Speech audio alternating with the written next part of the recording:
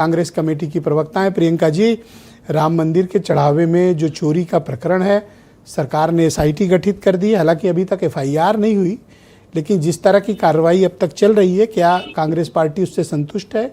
और इस प्रकरण को आप लोग किस नज़रिए से देखते हैं?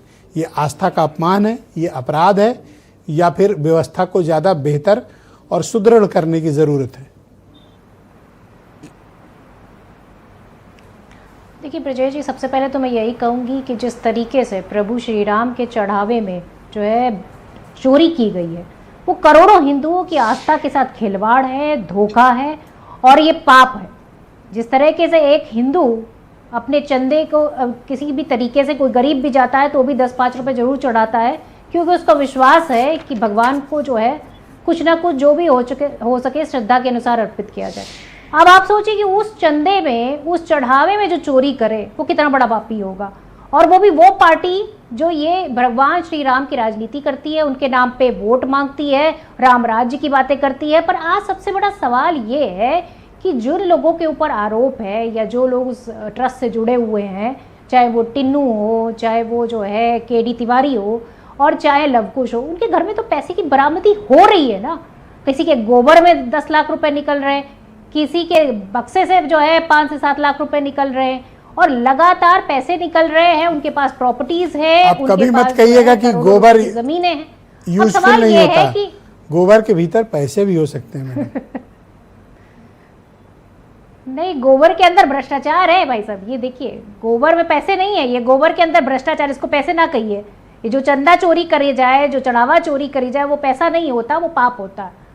और मैं समझती हूँ कि जिस तरीके से चंपत राय जी अपनी जिम्मेदारी से चंपत हो गए, उनका यहाँ पे जिम्मेदारी थी कि वो इस सारी चीजों को पूरी तरीके से जांच करें। तब तो वो कह रहे थे कि नहीं, जुकाम हो गया है और ऑडिट होती है, ब्लड शुगर बढ़ गया है उनका। हाँ नहीं, तबीयत अब खराब ही रहेगी। क्यों नहीं, अब शुगर भी बढ़ेगी और ब्लड प्रेशर भी बढ़ेगा उनका।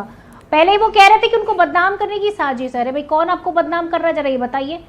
पैसे का लेन देन हो रहा है, पैसा पकड़ा जा रहा है, एफआईआर आप कर नहीं रहे, ट्रस्ट को आप भंग नहीं कर रहे, और आपने जो एसआईटी बनाई है उस पर स्वतंत्र जांच होगी।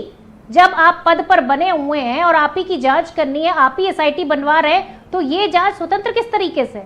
सबसे पहले तो ये जांच सिर्फ एक दिखावा है, इन लोगों को बचाने का एक तरीका है। अच्छा, ऐसा मैंने देखा सोशल मीडिया पे जो इस चोरी के समर्थक हैं, वो लोग लिख रहे हैं कि आप लोगों की पार्टी यानी opposition, Congress party, Samajwadi party, आप लोग एंटी हिंदू हो, राम मंदिर के विरोधी हो, इसलिए चढ़ावा चोरी को बहुत ज़्यादा आप लोग शोर मचा रहे हो। देखिए, मैं समझती हूँ कि वहाँ पर जो भी जाता है वो अपने पापों से मुक्त होने के लिए जाता है, भगवान से ये प्रायश्चित करने जाता है कि अगर मैंने कोई गलत काम किया है तो मुझे माफ़ कर दीजिए।